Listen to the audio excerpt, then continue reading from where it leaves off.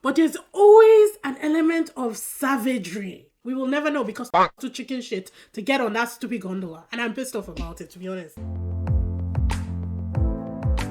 Hi DVDs, welcome. If it's your first time, my name is Sally Adewale and this is DISBYDEM. Today we're talking about episode 10 of Love After Divorce. Be sure to like, subscribe, hit that notification bell. So in the last episode we left off, it was the one-on-one dates. And oh my god, guys, this episode was 2 hours, 10 minutes. 2 hours. I was like, why? Well, we push on, no worries. So this date was Tom and Sora and it was the tingly. It ended up being a speedboat date. Over the drive to like their speedboat, Tom and Sora are talking and she's empathizing with him over that, half day. He gets 2.5 days with his twins.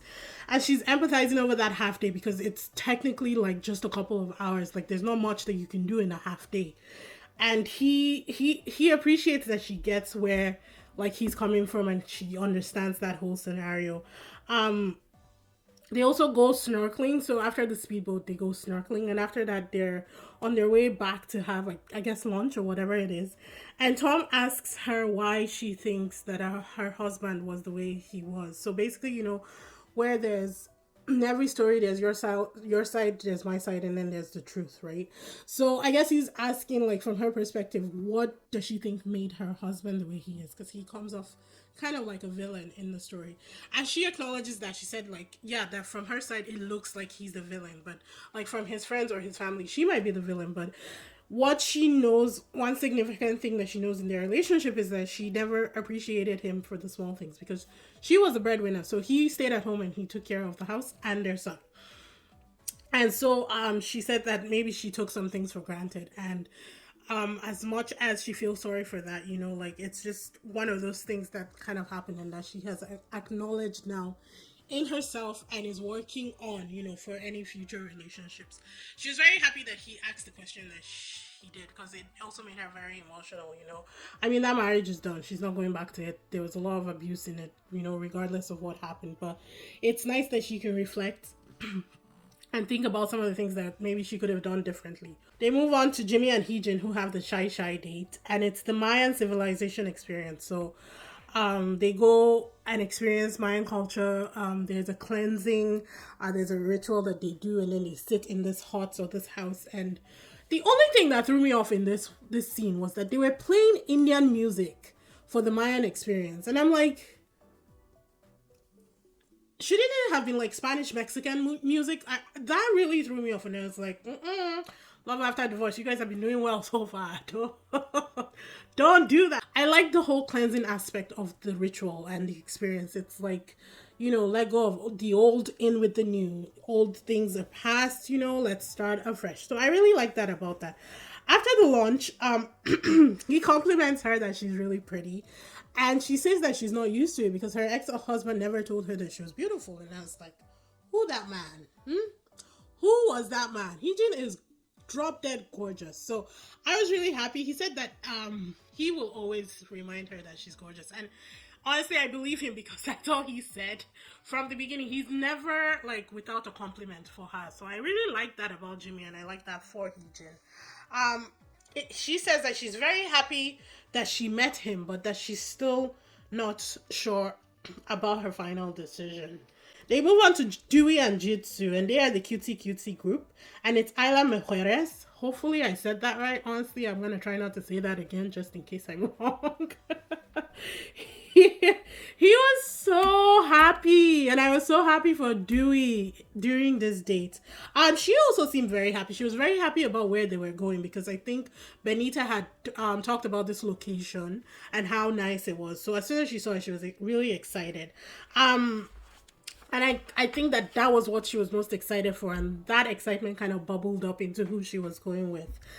She then lets him know that she planned to ask him out on a date. I guess the talk with Benita like a couple nights ago had inspired her to maybe go on a few more dates with Dewey. And she wanted to see where that would lead. She also wore the bracelet that they won from that first bachata dance competition that they did with the other couples. So she was giving signs on signs on signs. And I'm like, okay, don't give this guy hope just to drop him like a hot pan. like when the time comes. You know, Jisoo, like, don't do this to Dewey. Dewey has done nothing wrong to anybody. He does not deserve treatment like that. But whatever. In his confessional, he said that he felt like he was being rewarded for the pain of the last couple days, and that just broke my heart. It's like, God, this girl is going to break this boy's heart, and I can see the signs. Like, I can see the warning signs. I just don't know how to warn Dewey, you know. But anyways, Dewey, she shared a piece of mango, so she was feeding him. They only had one cutlery for the dessert that they bought, so she fed him mango. He bit part of it, and then she ate the remaining part. And the MCs, like, were losing their mind. It was like they were married already, according to the MCs. Like, this is it. It's signed, sealed, and delivered. And I was like, don't. With Jisoo, you always have to wait till the end because she is just like that. They go ziplining and then they have lunch. They had some down-to-earth conversations about during the lunch. But honestly, because I kind of felt like Jisoo was just leading him up, I wasn't really listening. In the end, they bought more matching bracelets. It was her idea too, so you know what? Jisoo, honestly, I don't know. I really don't know. Considering the choices in the end, I really don't know. But moving on, Jerome and Benita were the fuzzy date, and they went to Playa del Carmen. She keeps knocking him down, even in this conversation, and I hate it because I can't even remember what she said. He was saying something, and she kind of took him down a peg. And if you guys remember, comment please in the comment section. But I just wrote down that she keeps knocking him down, and I hate it. I love Benita, but sometimes I just don't like the way she talks about Jerome, or to Jerome. She legit has the best time with him. As soon as she sees him, she brightens up. He makes her laugh constantly. Like, she seems extremely happy whenever she's with Jerome. So me looking from the outside, I'm like, what is the problem? Like, what is it? So they're talking on the beach, and she says that in season 3, there were couples who didn't choose each other, but then afterwards they started dating. And he kind of got serious about that because he's like, are you giving me a sign? Is this you trying to inadvertently tell me that you're not going to pick me? You know? And she said that she wasn't really giving him hints, but he looked hurt by that. Jerome then goes off to the washroom. He says he's going to the washroom, and it takes a very long time, and she's wondering, where did he go? They cut to him actually buying a rose and putting it in the glove compartment for her because they had talked about it earlier, and she said that she didn't like public displays of affection. I think that Benita is lying, people. I will get it. But she said she didn't like public displays of affection. She's not that kind of person to live her life outside. So he bought the flower and put it in the car for her. And then he came back, and they went to the car, and they were on their way home. He finally got her to reach into the glove compartment and open it. And her face when she saw the flowers, like, she lit up. It was like a burning ray of sunlight. Like, she was so happy. So happy. I mean, I wrote down, if she doesn't choose this man, I will find her and I will slap her. It's like, you keep looking for reasons out of this relationship, yet you're so happy with this guy. What is his big thing? What is it that drives you so insane about him? Because he used to be famous? Used to be. They don't even know him in Korea, and they barely know him in the United States, which is where you guys will make your life. So what are we talking about? Beg. She then proceeds to tell him that Tom will probably like to talk to her later, and he says, yeah, he knows. Tom already said that.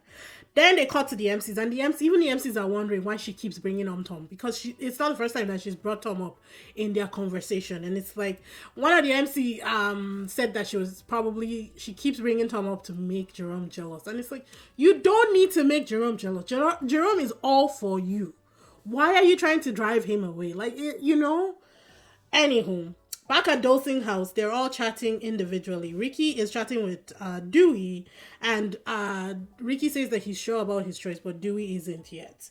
Jerome and Jimmy are talking, and Jerome tells Jimmy that he is still not 100% on Benita's end. So Benita does not think he's 100, so Benita is not sure on him either. Benita, Sora, and Heejin are talking, and Benita is still stuck on the public figure thing. She keeps bringing it up. She said that, she was all on board for Jerome, and then he brought up his past, and now she's thinking about it. And I just moved on for that situation because I can't stand it anymore. So Benita, Jisoo, and Tom couldn't sleep. They were all chatting in the living room. Eventually, Jisoo leaves, and it's just Tom and Benita. Tom says that she's so easy to be around, and that's one of the things that draws him to her. but that he was worried about him having two kids and her not having kids because he felt like that would be a barrier. And he also hated the fact that he never got a one-on-one with her. So they never went on a one-on-one date, and he's like, he never got a chance to show himself in a formal setting, to her and prove to her that, he can be romantic, he can be all about her and that kind of stuff. He was very much in the coulda, woulda, shoulda stage, and it's like that's been Thomas MO from the beginning of this series. They cut to the MCs making predictions, and they're sure about the two couples. They're sure about Ricky and Harem. They're sure about Jerome and Benita. They're not sure about the rest. Some of them think that Jisoo and Dewey will make a couple, and that Heejin and Jimmy will make a couple. But the two constant couples they are sure of are Ricky and Harem and Jerome and Benita. So before I go on to the final decisions, let's break down this Benita Tom Jerome situation. So Benita's wants are same location, no children, and someone who's passionate about their job. Okay. Tom is in Vegas. Benita is in California. Right? Tom has 2 kids. Benita has no kids. Tom is passionate about his job, so he checks 1 off her list. The distance thing was the most thing for her, right? Jerome is in California. Benita is in California. Jerome has no kids. Benita has no kids. Jerome loves his job. He worked hard and he has gained, he's a senior something in a bank, senior manager. He's a manager in a bank, one of the top 500 Fortune banks in the United States. Passionate about his job. It's 3 for 3. So I'm not really sure. I don't really understand. The only thing going on for Tom is that he has a showy background. And I think the one thing that bugs Benita about Jerome, is the fact that his ex-wife is popular right now in South Korea and is a big deal. I think it's an insecurity thing, if I'm being honest. I'm just going to call it out. If you agree, let me know in the comment section. If you think that I hit the nail on the head and it's what you've been thinking as well, let me know in the comment section. And if you think I'm wrong, tell me why you think she's so bothered about the Jerome situation. Because for me, Jerome seems like the perfect match for her. Anywho, final decision time comes, and usually it's a cable car decision, but because they're in Mexico, they chose a Ferris wheel this time. The girls look beautiful. In fact, the guys look beautiful as well. Everybody looked really nice for these choices, and I love that for them. How it works: the women will get on one at a time. Each will have their own gondolas. The men will wait and board the gondolas with the woman that they like. However, they must board before the green light stops flashing. So basically, your gondola rules: light green, enter. Right, light red, don't. They will confess their love to the woman. Once it does the rotation and it's done, it's the woman's turn to make the decision. If she likes him, she will take his hand and they will both come down from the gondolas and walk into the sunset together. If she doesn't, she gets off alone, and the men who are not chosen will have to sit on that gondola for one more ride. Like, I love Korean shows. I really do. But there's always an element of savagery in everything that they do. In Singles Inferno is the fact that you are openly not chosen. In this one, they leave you alone on this gondola or this Ferris wheel to go again for one more rotation. Why? Why? Why? It's so mean. It's so cruel. But anyway, selection time comes. The girls are already on the Ferris wheel. It's doing its rotation. First one down to stop is Heejin. And you needed to see the smile on Jimmy's face when those doors opened and Heejin was sitting there. Obviously, he gets in without any hesitation. He gets into it. He says that he tells her that applying to love after divorce must have been a leap of faith, being that she is from Canada. And he thanks her for taking that leap of faith. And I was like, Jimmy doing it right. Love that for him. Next was Sora, and this was hard to watch. Because obviously Sora had not made any connections with anybody, so nobody got on that gondola. It was painful. I did not want to watch it. And when the doors opened, Tom was like, Sora. I think he liked Sora, but not enough to see himself in a relationship with her, which is honestly interesting to me. Honestly, because I don't understand. He seems comfortable enough with Sora, but I just don't know what it was about Benita that he was stuck on. and how easy it was for him to abandon the whole harem situation. Like, if you can let go of harem because she's with somebody else, why couldn't you let go of Benita because she was with somebody else and find some other connections in the house? There were many women. There was at least two other women who weren't set on their connection, you know. So I don't know what it was between Sora and Tom, but I guess it just wasn't meant to be. So the doors closed and Sora's journey on Love After Divorce ended there. Nobody chose her, but I'm sure her DMs. I tried to find her on Instagram and I couldn't. So I don't know. I'm sure people are going to be knocking on her door though, because this woman is a class A act, and I hope that she finds happiness. Next was harem, and of course we know who gets into harem's gondola. Ricky was first up. Didn't even hesitate at all. She says that he is her ideal man. Ricky doesn't really say anything. It's kind of like that weird tension that they always have, that awkward cuteness that they always have, or they've always had. And then she asks him, "Are you nervous?" And he says he's scared of heights, which I forgot. She's like, "All right, okay, that's fine." Next was Jisoo's gondola, and Dewey gets in. He brought up the fact that she was never receptive to him taking care of her, and they flash back to all the times that he tried to help her and she was just like, "No thank you, no thank you, no thank you."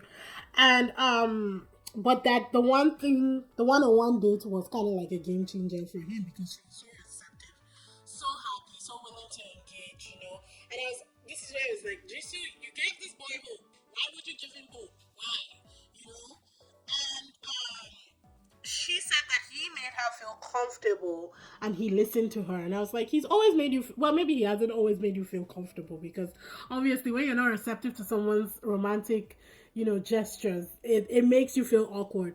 But he has always listened to you. When you were crying about another man on those pool lounges, he was there. He was the one handing you tissue paper. So what exactly are we talking about here? Well, anyways, it's fine. The last gondola to come up was Benita's. And Jerome gets on first. Tom takes 2 steps forward and then goes back and doesn't get on. And I was like, why wouldn't you make it her choice? What else can you lose? If she doesn't choose you, you're going home. If you stay behind, you're going home. So in my mind, it's like, it's a win situation, because either if you anything other than that is you lose. Why wouldn't he make it Benita's choice? And I really wanted him to make it Benita's choice, because I wanted to see what she would say. If she would truly choose Jerome, or if she would choose Tom. But he didn't get on the gondola, so now we will never know, people. We will never know, because Tom was too chicken shit to get on that stupid gondola. And I'm pissed off about it, to be honest. I'm pissed off. Well, anyways, that was the last gondola to come up. So now it's the women's decision. Jimmy and Heejin, she says that long distance relationship really bothers her, but she should have known that she's from Canada when she came onto the show. So for me, that was a moot point. And he tells her that she should feel comfortable at whatever choices she makes. So she gets up and extends her hand to him, and they walk out of the gondola together, and they're the first couple. I like it for them. Honestly, I think that they will be okay. Honestly, I think that they will do. If they can figure out the long distance relationship thing, they'll be fine. Personally, I don't do long distance relationships. I don't like it. I tried it once. It was so hard. I lost so much weight, which was good for me. But I was so stressed out, because every weekend I was flying somewhere. And every weekend I was flying back. So I didn't really like it. And I said that after that, I vowed that I was never doing long distance relationship again. But if she chose to come on this show, knowing that she's from Canada, I have to think that she expected to be in some kind of long distance relationship. Am I wrong, people? Am I wrong? Ricky and Harem, they did not say anything to each other, and that was a little concerning to me, if I'm being honest. I like them. They're cutesy, you know, they're like teenage lovers. I love that for them. But they don't talk. And how long will that sustain a relationship, people? Is it just me? Am I crazy? Obviously, we knew that they were going to grab each other's hands and leave this gondola together, but it worries me that they don't talk. Moving on. We have Jisoo and Dewey. And like I said, she brought up all the whole things about him being comfortable and listening to her. But then she said that she'd rather be friends with him. And so she stands up and leaves that gondola alone. And I was screaming. No, I don't want her to force anything. But why would you give him so much hope during the one-on-one date is my question. You should have kept it, friendly. Don't be touching him and rubbing sunscreen on his neck. You're giving this man hope.